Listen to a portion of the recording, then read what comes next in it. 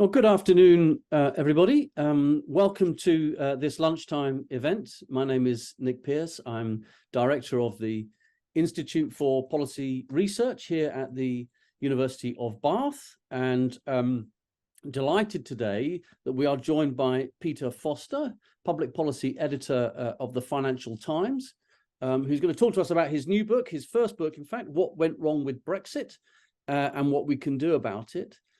This lecture is the first in a series that we're doing on challenges for Britain. So we're looking at the sort of major challenges the country faces in the run-up to a general election, which we anticipate is sometime next year, January 2025 at the very latest, giving us an opportunity to think about, the huge challenges the country faces. And in particular, in this lecture today and discussion, Peter will be talking to us about what happened with Brexit, the Brexit deal, which many people will remember Peter's reporting on during the whole process, that whole period, as we went through the Brexit negotiations, as we reached the trade agreement, and then the kind of aftermath of that. So Peter will be addressing those questions for us today, and importantly, thinking about where we might go next as a country. How do we address where we are in our relationship with the European Union across different dimensions, particularly the economic and business and trade dimensions.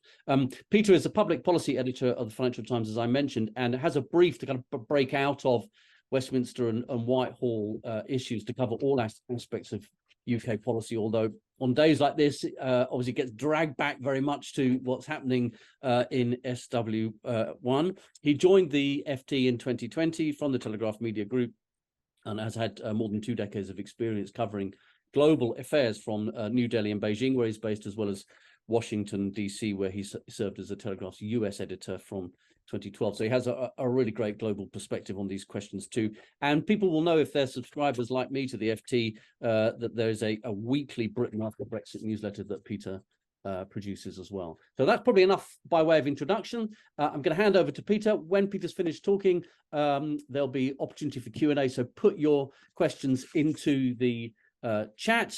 Just note that your cameras and microphones do remain switched off as an audience. If you've got the question, please post it at any time, and then I'll collate those when we come to the end. The session is being recorded and will be made available online as a podcast and a video, which you can find via the IPR website. So without further ado, I'll hand over to Peter. Nick, thanks very much. And as Nick said, this is an interactive experience, I hope. So do fire your questions into the app. I'm not an academic. I'm not an economist. I'm not a politician. I'm a reporter, fundamentally. Somebody who spent most of the last 7 years, one way or another, reporting about Brexit and reporting about the impact of Brexit, what it's done to our politics and also what it's done to our trade ties as we left the European single market, the market that still takes about 50% of our trade. I want to look forward, but before I do that, I think one of the difficulties about the Brexit discussion is that in order to look forward in a sort of honest and fact-based way, you have to get to a proper reckoning of what Brexit has actually done, both to the economy and to our politics, in order to have a real discussion about the way in which we can build back better, to use a phrase. I think the first point to make is, I was reporting Brexit for a long time, and people used to say to me, look, you're the original Olympic Brexit boy, you write and write about it. Why haven't you written a book about it? And the answer was always because actually nobody wanted to publish one. The Brexit discussion was in many ways inert. We had a situation where the Conservative Party, having had enormous ructions, delivered a particularly hard form of Brexit. But it was an odd situation because the Labour Party didn't really want to point out what that very hard Brexit had done, because in the process of the Tory party winning the 2019 election, the Labour Party lost a lot of voters, which, as Boris Johnson said, had lent their votes to Labour. The publisher of the book that I've just written, What Went Wrong With Brexit and What to Do About It, which is the important bit, came to me in December last year, because I think they felt that there was an inflection point. There was a new opportunity coming up to maybe have another discussion about Brexit. And that's partly because opinion polls are moving. So you see a plurality of people who voted for the Tories in 2019, voted Brexit for the Get Brexit Done election, now saying that they believe Brexit has made the cost of living crisis worse, has made the economy weaker, has made trade weaker. And secondly, the wider UK opinion polls show that unless something quite dramatic happens, there's a very strong chance we will have a Labour government under Sir Keir Starmer, who has already said he intends to take us closer to Europe. He will be the first Prime Minister to make a really active case for taking us closer to Europe for the thick end of 40 years. So it'll be interesting to see how that pans out. And we'll talk about the ways in which the Labour Party might move us closer to Europe within their red lines of not moving close to the single market, inside the single market or the customs union. But when you put those two things together and you look forward to the implementation review of the Trade and Cooperation Agreement that was implemented at the beginning of 2021, the review starts in 2026, you put all that together and you see that there is a discussion point, an inflection point to rethink potentially what Brexit means. So to go backwards, before we go forwards, what did Brexit do? Well, it had two impacts, I think. One is impact on trade, and one is impact on the UK's own internal politics. The two are not entirely uninterlinked, but if we go back to the origins of Brexit, which predate the referendum, fundamentally, the Leave campaign was offering a kind of bigger, brighter, better future, where buccaneering Britain would, to quote Douglas Carswell, shake off the shackles, no longer be shackled to the corpse of the European Union, and would be nimbler and better able to do trade deals with the rest of the world, and better able to break out of those oppressive European Union regulations, whether they're on chemicals or on supply chains, and become, and this was never really clearly defined how, but somehow a kind of bigger, better, brighter Britain. So, what happened after Brexit? Well, I think two things happened. One is that it turned out that the idea that the UK could go off, go it alone Britain, as you might want to call it, could go off and be nimbler and better off outside the European Union, turned out to be really hard to deliver. It became hard to deliver both from a kind of regulatory capacity, just standing up equivalents of the European Medicines Agency, the European Chemicals Agency. These regulators were expensive to stand up, difficult to stand up. And the second thing that became apparent was that when business was offered this new deregulatory world, it didn't want it. So as Boris Johnson famously said, F business. Why did he say F business? Well, he was really expressing frustration that business wouldn't get behind this idea of the UK, breaking free of Brussels and remaking itself, a new virile type of economy. So I guess the question, this goes back to understanding, before we have a discussion about what to do about Brexit, about what it did, the question is, why did business not embrace the Brexit offer, which goes right back to kind of bendy bananas and this sense that the European Union was holding the UK economy back, even though, if you look at the studies, Nicholas Crafts at Warwick, it's really clear that joining the EU single market made the UK economy more productive. It exposed our often sclerotic industries from the 1970s to competitive peers on our doorstep. It did two things. It made us more competitive. We had to be more competitive to compete with German and French manufacturers. And after Maastricht in 1992, the integration of European supply chains meant that our manufacturing sector, particularly, and our services sector became ever more entwined with European value chains, European supply chains, as the single market removed those barriers to trade. So what did the Brexit deal do? It re-erected those barriers. You can think of it, if you like a reverse trade deal.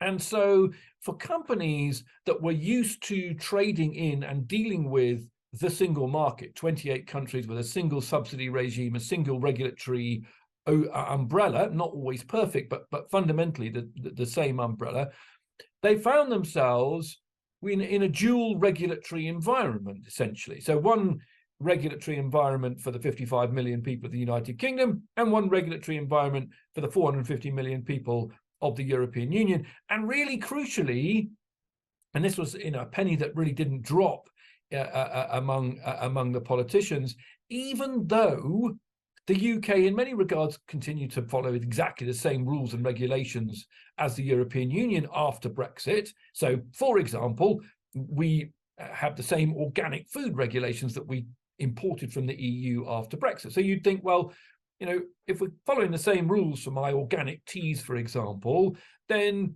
surely that shouldn't make any difference. I should still be able to just send my organic teas because, the European Union, they know pretty well that, we've got the same rules, haven't we?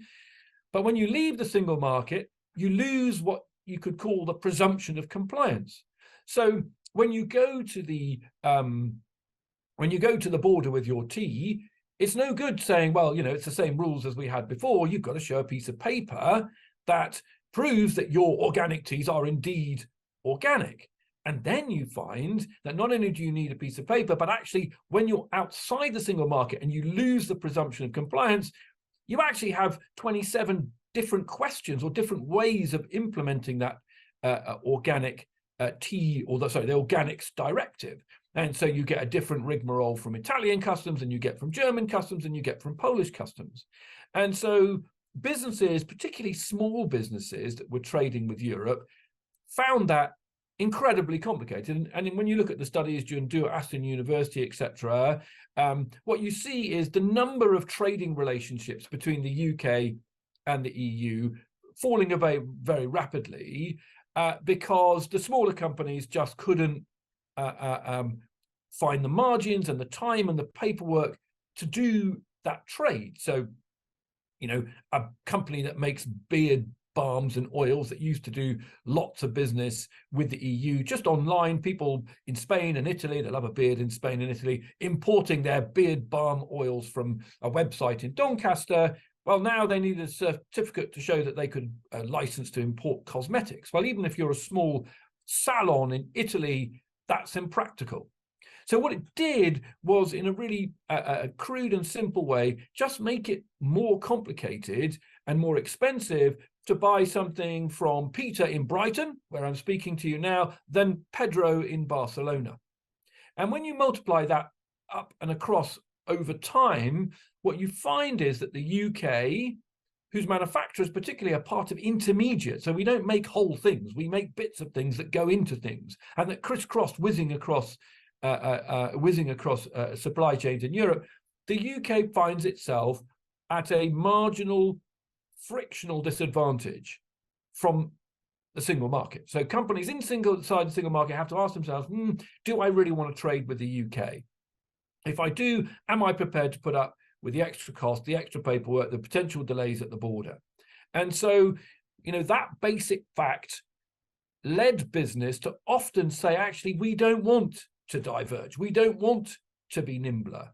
But at a really fundamental level, that challenged a kind of very deep-seated Tory understanding of Brexiteer understanding of how trade worked and which was fallacious, essentially. So the retained EU law bill that was caused a load of fuss, which was the UK saying we're going to rip up all EU era law that we don't decide to keep by the end of the year, caused massive ructions in business because that EU era law was the foundation of the way that they did trade. So that's the first point. The second point is that this regulatory barrier, these regulatory barriers, because it's not about tariffs, trade, the barriers to trade are these non-tariff barriers, they're about regulation. These regulatory barriers get harder and get higher over time.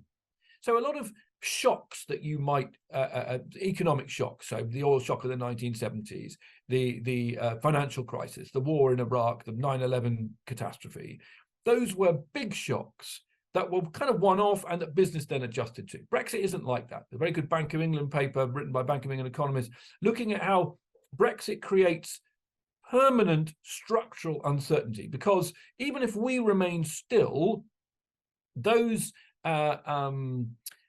EU regulations are coming constantly down the pipe. And if you're an investor in the UK, you're constantly asking yourself, well, how is the UK going to adapt to this or that regulation? So give you a case in point. The EU is currently in the business of implementing a new directive on deforestation. That's essentially a directive that requires companies to show that the palm oil and the soya that goes into their food is sustainably sourced. They didn't kill a load of orangutans to make the palm oil. Now, the UK has agreed to mirror, not agreed, but has decided to mirror the same standards and directive, but the food industry is still waiting for the government to introduce the secondary legislation that will require those people supplying palm oil and soya beans to the UK to follow the directive. So why does that matter? Well, twofold. One is, if we don't have the legislation in place, then we'll get all that soya and palm oil that isn't sustainably sourced dumped on our market, because they can no longer sell it to the EU, so we'll dump it on the UK. Why is that a bad thing? Well, it's bad for the orangutans in the forests, obviously, but it's also bad if you're a UK company that's involved in the manufacture of food, because those inputs into your manufacturers are no longer compliant with the EU, so you can no longer sell that food or export that food to the European Union. And we're really good at food. High-end food manufacturing is one of our biggest export and biggest manufacturing industries in the UK. And even, of course, if you do have, going back to the assumption of compliance, even if you do have a piece of paper which shows that your soya or your palm oil was sustainably sourced, you still have to show up at the border with the EU with a piece of paper to show that that's the case. So also that stuff is kind of quite technical, but it is about the nuts and bolts of moving things and making things, and it's been way too absent from the conversation about Brexit. And so, you know, that one of the things I try and do in the book is explain why that matters and why business has essentially rejected the Brexit offer and is looking to the Labour Party to bring us back closer to the European Union. I think the second thing that Brexit did, and this is important because it speaks to investors. So investors look at the UK and they go, okay, you know, how easy is it? I used to be, you know, I was a Japanese car maker or a food maker. I'll build my factory in the UK and I can use that as an entrepot into Europe. I like my English language. I like the rule of law. I like the regulatory stability. I like the ease of doing business and of labour relations in the UK. So what happened after Brexit when we took back control? Well as making it much harder for our integrated businesses to trade with Europe, it also created a huge policy pressure in our politics. So, you know, when the Prime Minister is going F business, he's expressing frustration that the world is essentially not aligning to their vision of what life outside the European Union and single market should be. And that same pressure could be seen with the civil service, the dreaded blob, as it's called, and indeed with the judiciary. Do you remember the enemies of the people that were in the Conservative press when Boris Johnson prorogued Parliament illegally, as it turned out, according to a unanimous ruling of the Supreme Court. And so that policy-making pressure has created instability in the United Kingdom for investors, and that's incredibly important. If you're investing in the UK, you're making a 7 to 30-year investment decision, and what you see now with the UK is kind of two things. One, a kind of permanent structural instability. So how is the UK going to mirror? Is the UK going to mirror XYZ directive that's coming down the pipe from Brussels? So another big one that's coming down is carbon border taxes. The EU is introducing something called a carbon border adjustment mechanism, where you need to, in order to level the playing field, so you're not importing subsidized steel or aluminium or fertilizer from, say, China, where the carbon is heavily or potentially heavily subsidized, you're paying a carbon border tax to make it competitive for EU industries to develop low carbon technologies. Now, that carbon border tax is now going to be required of the UK, and the UK has a different carbon scheme from a carbon pricing scheme from the EU. Another border friction going forward. So if you're an investor in the UK and you're looking particularly to manufacture, you want to know, how is the UK going to internalize or not internalize the European Union's carbon border adjustment mechanism? And that mechanism, by the way, will apply, of course, to the US or Canada or Australia. But given the intensity and the scale of UK trade, it's much more important to us to know, or to investors in the UK, to know how the UK is going to deal with it. And so what we've seen of the last 6 or 7 years is both internal ructions in the ruling Conservative Party as they try and iron out their differences over Brexit, but also permanent structural questions about the way in which the UK bureaucratic machine and the UK regulators are going to respond to and manage that regulation. And that matters for investment. And, the UK has suffered from, decades of underinvestment.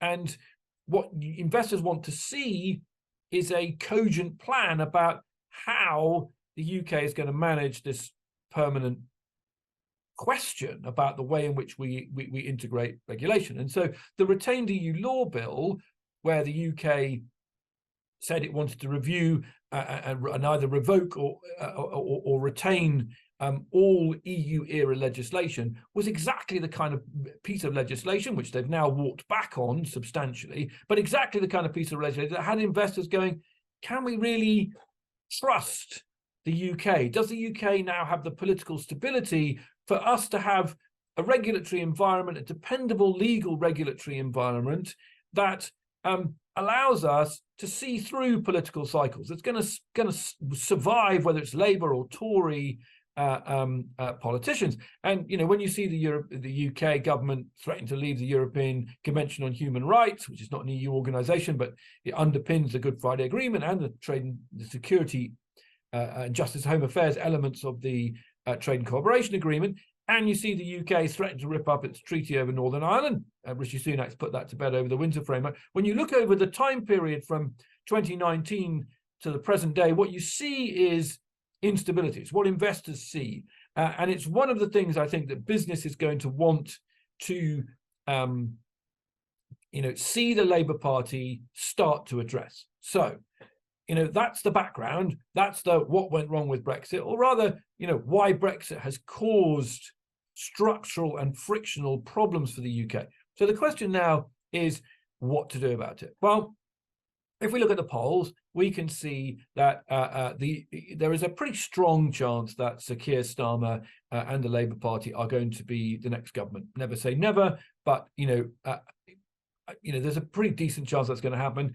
And if we're going to get another Tory government, we're probably going to be roughly where we are now, which is in a sort of place of rough stasis with the European Union. So I think the interesting question is, if we're going to get a Labour government, what can they do about it? What can they do to ameliorate or to change the Brexit framework as we have it now? Well, first things first, Sir Keir Starmer has said that the EU will not rejoin the single market and will not rejoin the customs union. Now, that's quite an interesting position to take, because whilst the Labour Party derides Boris Johnson's Brexit deal, that Brexit deal, the kind of Canada-style basic trade agreement, is a function of a decision by David Frost and Boris Johnson not to be in the EU single market or the customs union. If you go to the European Commission, you go to Michel Barnier, you get out his staircase and you plug into his machine, no single market, no customs union, and you wind the handle, what drops out the bottom is something that looks very like the Trade and Cooperation Agreement that was agreed between the UK and the EU. So what could Sir Keir Starmer do to try and make things better, as he says, move us closer to Europe? Well, I think the first thing he can do is reopen the question of having a security and a diplomatic partnership with the EU. The top body, the joint body that runs the Trade and Cooperation Agreement, is called the Partnership Council. That's actually a leftover from an earlier vision that Theresa May had of having a big diplomatic umbrella to talk about trade and cooperation and the neighbourhood and security arrangements that would sit as part of the EU-UK deal. That fell away under Boris Johnson, and I think Sir Keir Starmer will look to try and rebuild some of that apparatus, because what you see every quarter in the European Union are the prime ministers and chancellors of Europe, all 27 of them, in the room together every single quarter. I used to cover those summits every quarter. The UK is no longer in that room. And what you see is that the diplomatic as well as the trading relationships with Europe and the official relationships between the officials in Whitehall and the officials in the Brussels bureaucracy, they have a half-life. The European Union is no longer fretting about Brexit. It has a stable Brexit deal, the Trade and Cooperation Agreement, a stable deal with Northern Ireland, the Windsor Framework. And the UK has essentially, it's no longer in the room. It's lost those daily interactions that get the UK in the room in Brussels, that get the UK, to be part of the machinery. And I think one thing that Keir Starmer will do is look to build some apparatus that allows more contact, more structured contact between the UK and the EU going forward in the future. There are areas where the UK can look to take a less zero-sum, a less go-it-alone approach, emphasize that it wants to be part of the European Union neighbourhood rather than a thorn in the European Union side. So, for example, there's Operation Althea in the Balkans, all sorts of complications in the Balkans. We have deep experience there after the Balkan Wars of the 1990s. The UK could contribute to the EU mission there to help stabilise and advise those countries as in the future. There's the whole question about Ukraine, the rearming and rebuilding if the war comes to an end of Ukraine. I think the UK, particularly in a world where we might end up with a Trump 2 administration, has really something to offer to the EU and to the European Union neighbourhood in terms of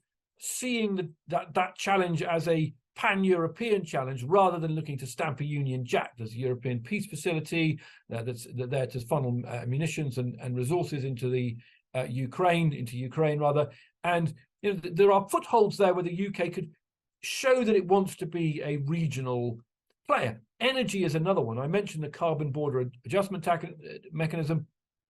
The Trade and Cooperation Agreement has a clause in there where it says that both sides can look at linking their carbon pricing schemes. As it stands at the moment, the UK scheme is actually trading significantly below the EU scheme, but a lot of businesses would like to see us linking those schemes so that we avoid the frictions at the border caused by carbon border adjustment. And if anything is a shared endeavour, surely it's tackling climate change. Similarly, the UK has geological assets in the North Sea, for example, for sequestering, for sinking carbon, which could be part of a wider package about energy, green energy and wind power. We're already part of the North Sea, which is European Commission chaired, the North Sea cooperation arrangement on wind power. And I think that space, that green space in terms of energy security and cooperation and net zero is another area where, outside his red lines on single market and customs union, Keir Starmer can look to build the relationship. People-to-people contacts also important. Erasmus, the two-way scheme that used to be there for sharing, allowing students to go back and forth with the EU, we are not in that at the moment. We started our own scheme, the Turing scheme, for example, which is an equivalent to Erasmus, but it's one way. I think European elites would love to see us rejoin Erasmus, another kind of area where the UK can offer something to the EU outside single market and customs union. So youth mobility is another area. So just interestingly, I just did a story quite recently about an arrangement between the Home Office and the French government to allow school trips to come without using passports and without the foreign kids, so an Afghan or Chinese kid who's in a French school requiring visas from the Home Office. You can see worlds in which the mobility areas, particularly on the kind of softer stuff like youth mobility, school trips, could improve the EU-UK relationship, make it less abrasive, build on what Rishi Sunak, to be fair, has already done in signing the Windsor Framework, rejoining the Horizon Science Programme in order to create a sense that the UK wants to be part of a neighbourhood. But none of that really substantially changes the fact that it's going to be harder to buy stuff from Peter in Brighton than Pedro in Barcelona, to use that very simple formulation. If you're going to be outside the single market and the customs union, even if you're going to do, say, a veterinary deal to align on standards, you still don't get over that really basic question, which is that once you start looking at the future sets of relationships, so there was a stock of relationships between the UK and the EU that business had invested in, that diplomats and officials had invested in, but the question is about the flow. When the next set of contracts, when the next factory, when the next deal on AI or on global security is done, is the UK in a position to take advantage of those deals? When you talk to businesses, they find themselves struggling to convince their European clients to do business with them, struggling to do that next deal with the UK.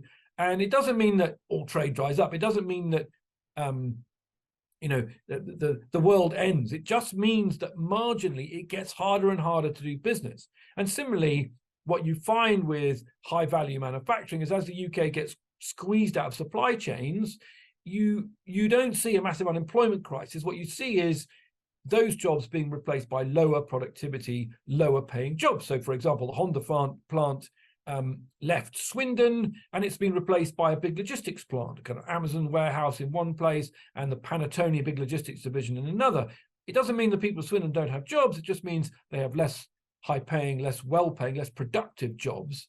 And I think, that is going to be the big challenge going forward for Keir Starmer. Is he wants to be the fastest growing economy in the G7, but within those red lines, all the things that he could do, and there's a long list of them in the book if you want to go through a big chapter called the nitty gritty, and all of those things aren't really going to change the basic structural equation that Brexit has created for the UK vis-a-vis the market that takes all of its trade.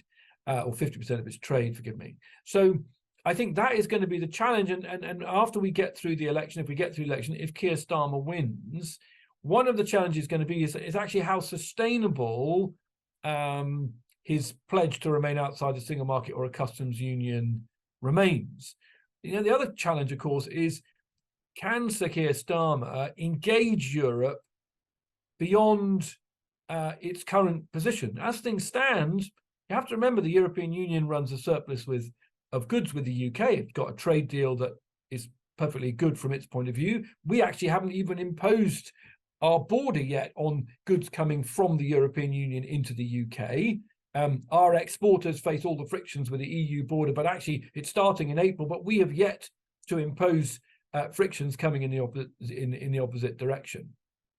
And so, what is the EU motivation for re-engaging with the UK, particularly if, for example, Sir Keir Starmer ends up with a small majority, even a minority government, the Conservative Party tacks further to the right, which I think is an assumption of many political pundits, and you're looking across the channel from a European perspective, and you're wondering, well, look, if we do, significantly alter our trading relationship with the UK, what's going to happen in 5 years' time? How stable is any deal with the UK going to be? And that's a wider question for investors. How stable is UK politics fundamentally? One of the things that Brexit has done is it's not like, you elect a Donald Trump, for example, and then you unelect him. Maybe they're going to re-elect him. But the point is, once he's unelected, things can change. With Brexit, Sir Keir Starmer's election, if that's what happens, despite his different views, isn't going to immediately change the structural situation that Brexit creates. And so it is a very permanent challenge that Brexit gives us going forward. And it is going to be fascinating to see the extent to which Labour is prepared to make the case for a closer relationship with Europe. That is nominally what it said it wants to do. That is probably going to require an awful lot of rule taking. And historically in the UK, that's been politically very toxic. The Conservative press will say that we've become Brussels poodle. But of course, the more rule taking you do, it begs the question, well, why should we take rules we don't have any say over? And there's two responses to that. One is the response that we had in 2016, which is that, where we did have a say over the rules, but we left anyway. But if we are going to start aligning in sectors, in chemicals, in cars, in standards and regulations, and there's already evidence that we're doing that already, how long before the question comes, well, we ought to have some kind of a seat at the table. We ought to look at ways in which we can become part of European Union institutions. And that, I think, is a potential route back to a much closer relationship than the one we have now. The alternative is that actually Keir Starmer gets into office, and I think this is a view that you often hear in the Foreign Office, and discovers that the European Union isn't particularly flexible. The European Union has other things to worry about, and you expend quite a lot of political capital, particularly at home where you're being battered from the right for your moving closer to Europe, for no obvious immediate gain, because many of the things that he says he wants to do will take time, a veterinary deal, for example, and they won't yield massive immediate economic advantages. So, there is a provision in the Canada deal, for example, on mutual recognition of professional qualifications, to make agreements to agree each other's qualifications. Canada spent 9 rounds of negotiation and a year to do one deal on architects. It gives you an idea of, in reality, how slow and iterative the negotiations are likely to be. And so you can see a world, and I am no crystal ball here, but you can see a world where Keir Starmer finds people advising him and saying, look, Prime Minister, you're copping an awful lot of flack here for not much gain. The European Union don't seem to be massively interested in advancing the ball forward. And, probably it's not worth the candle. I think that's a very dangerous place to be, because if we have another 5 years of zero sum of atrophication in commercial and diplomatic relationships, it will get harder and harder to restore and repair those relationships. And so that is, I think, the big unknown question about what is coming down the tracks. There is a headline commitment from Labour to move us closer to Europe, something, as I said, no British Prime Minister has done, and a kind of, at the moment, fairly tepid response from the EU, who are taking the view that, look, we've done a deal, we don't want to destabilise it. The Labour Party, Keir Starmer said he wants to be outside the customs union single market. Well, that's pretty much what you've got now. What we need to do is make the deal you've got now work. But as I've tried to explain, that deal itself has hugely inherent limitations. And in a world where you're trying to desperately drive economic growth, attract foreign investment particularly, that is going to be a difficult place for the Labour Party to be. So I think that's roughly about half an hour. So I'll stop there and hopefully let's do some questions. Great. Thank you very much, Peter. That was a really comprehensive, clear, and well, challenging as well. There's a lot in there that's very challenging. And there's some questions in the chat. I'll start with the third of those, which is from my colleague Matt Dixon, which says, look, you can see why Labour's not saying that it wants to go back into the single market in particular, because that brings with it obligations on free movement, and that opens up the question then of immigration. But what are the chances that Labour might think the economic benefits are so much greater of going back into the single market than of incremental change of the kind you've described, that Starmer might then make that decision? Now, you've kind of, towards the end of your talk there, Peter, sort of addressed that, but I wonder if I might just put a bit of a twist onto Matt's question, which is to pick up a point that your colleague Martin Sandbu has made at the FT, that with the European Union now opening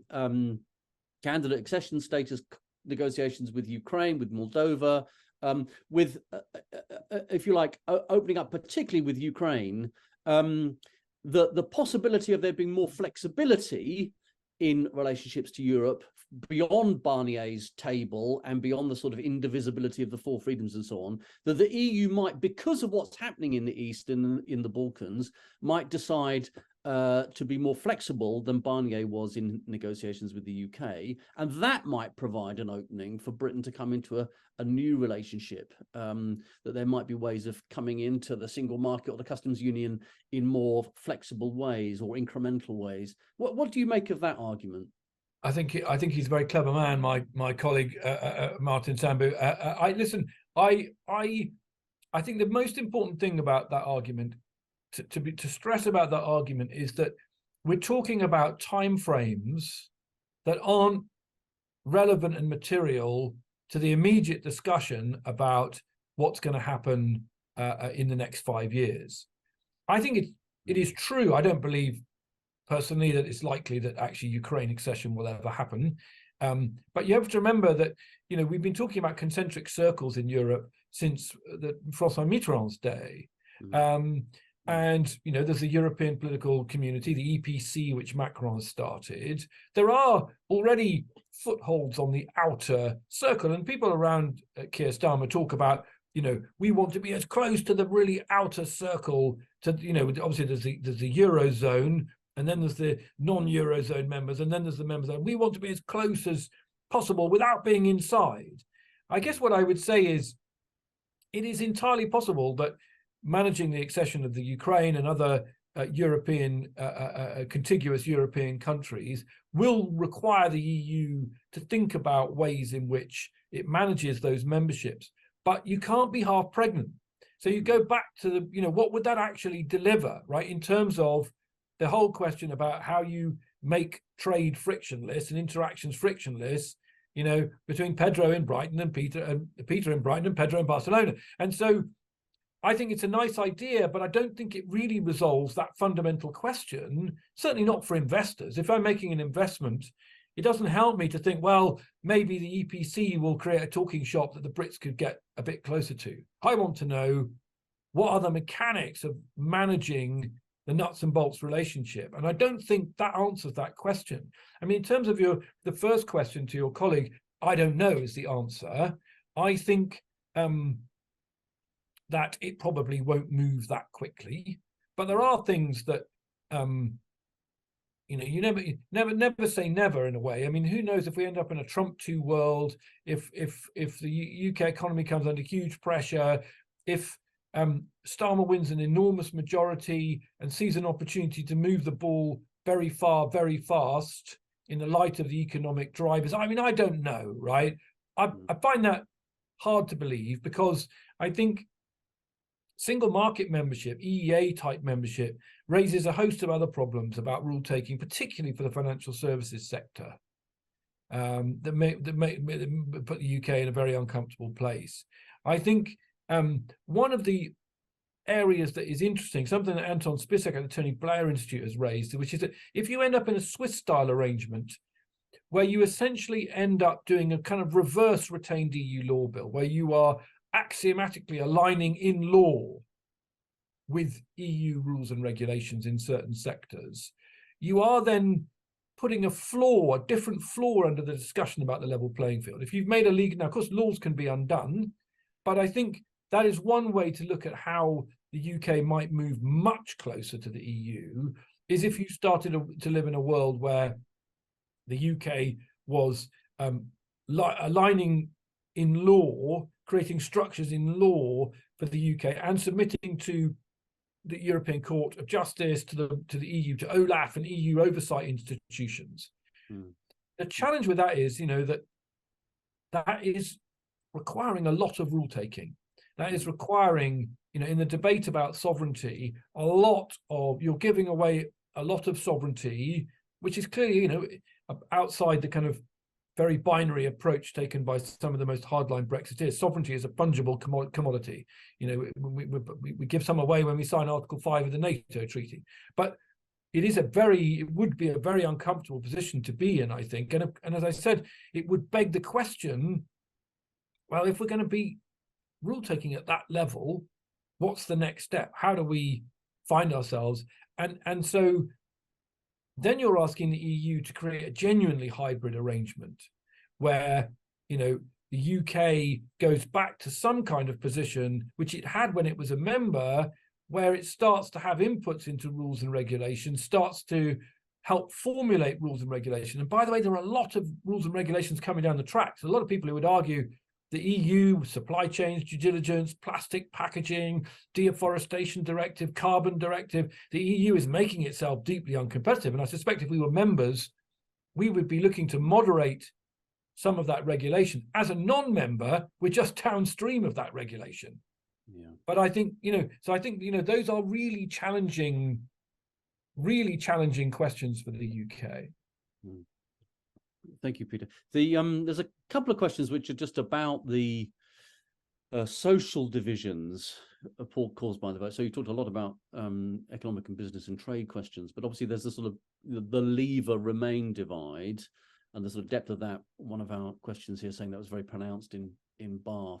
Now, the polls and the political scientists will say that the EU cleavage has diminished in British politics, that, coming out of COVID in particular, through to the post-COVID kind of crisis, cost of living crisis, that people's voting intentions are no longer structured by the leave-remain divide in a way that they were, which might opens up in particular the prospect, obviously, of a changing government, but also potentially opens up the prospect of political parties being able to take things forward in new ways because they're not so constrained by those political identities and preferences that were shaped by Brexit. That's one question. And the other is a sort of retrospective one from my colleague Alice and others, which is, how did this happen?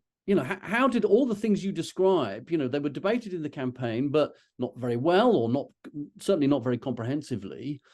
How was it that, Britain voted to leave? And I suppose I would add just to that, most political economy textbooks will tell you that governments and states in capitalist societies have very strong representation, or even structurally responsive to the interests of big business in particular. Why was it that big business, being opposed to Brexit and being opposed to the hard Brexit deal that we got, and even now being opposed to regulatory divergence, was not able to prevent these things happening, and in particular did not influence the Conservative Party, who historically have been aligned with the business interest? Okay, so two huge questions there. Let's start with the polling question. I got several observations about that. The first one is, I wouldn't overstate the levels of regret, as it were. I think because Brexit has become a kind of non-partisan issue, in the sense that the Labour Party has avoided making it a partisan issue. Ordinarily you would expect the blue team's done this particular Brexit, and the red team would be there pointing the finger going, look what that's done to the car industry, look what that's done to it hasn't happened. So I was talking to Rob Ford, the politics professor at Manchester University, who's brilliant, I think, analyst of this stuff. And he was making the point that one of the things that's not been tested is whether or not the levels of regret that you do see are really just reflections of people's dissatisfaction with the cost of living and the economy, because they've not been refracted through a party political prism. So if it was a kind of red v blue issue, would people be as content? Would those Brexiteers who now express some regret, would they be as content to express that regret? How sticky is that regret once it becomes a political identity issue? The other thing to remember is that there's some replacement of older people dying off, and younger people tend to be, more pro-European feeding in. But some of the regret, some of the opinion that is saying Brexit hasn't gone very well, is actually expressed by those people who would like a harder Brexit, right? Some of that cohort are actually saying the trouble is not that, this nonsense that Foster comes up with about alignment and rebuilding and repairs, that's the problem. The reason it hasn't worked is that we want a tougher, we need to be more divergent, we need to be more Singapore on 10. So, I wouldn't say there's a unified block of Brexit regret opinion that axiomatically wants to be closer, which is what most Remainers would be. I also think that when you ask people about their opinions on Brexit and the relationship with the European Union, they tend to be as cakeist as their politicians. So they don't want free movement, but they do want ease of movement for holidays, and they do want, the right to go and work in the EU. They have a very cakeist view of the relationship, which frankly, as we've discovered, isn't deliverable. And so when you get back to the rejoin question, you see these polls saying 56% of people want to rejoin. Do they want to join the euro? Do they want to go back to free movement? Really? I'm skeptical that this country, which has been Eurosceptic, fundamentally Eurosceptic, since, certainly since the Maastricht Treaty, right? Our instincts are not about, joining a federal Europe. I don't think, the history of this country is, and that's why I think it will be challenging. I don't think anyone should kid themselves that it will be challenging for Labour to reverse that narrative. They are very deep-seated, those narratives. And I'm not sure that the experience of Brexit, which has been wrapped up in COVID and the war in Ukraine and the energy price shock and all sorts of muddying of the waters, is really clear-cut enough for people to suddenly go, you know what, gosh, we got the whole thing about Europe, we got that all back to front. We need to rejoin. I don't buy that. And I think that there's a, more than a certain amount of wishful thinking. And I think the Labour Party are aware of that. Brexit at a very fundamental level was about taking back control. It was about UK identity, and it may have been frustrated by the realities of delivering it, but I'm not sure those drivers have really shifted. And a move to go against that, as I said, it would be a remarkable. Even Tony Blair was quite pro-European, but I wouldn't say, he went out of his way to publicly make the case and advocate for Europe. And Keir Starmer, in a world where there's no money, there's no fiscal space, there's not many easy ways for him to make life better for people. A big play on Europe is, I think, domestically going to be tough.